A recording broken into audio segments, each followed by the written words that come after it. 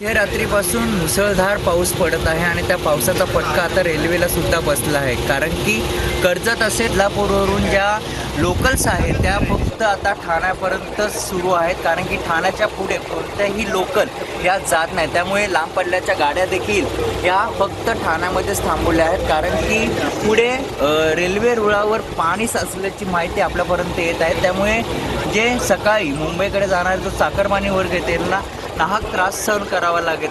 अनेक जे चाकरमानी वर्ग आहे ते देखील अंबरनाथ स्टेशनला उतरून आपला घरचा रस्ता गाठला आहे.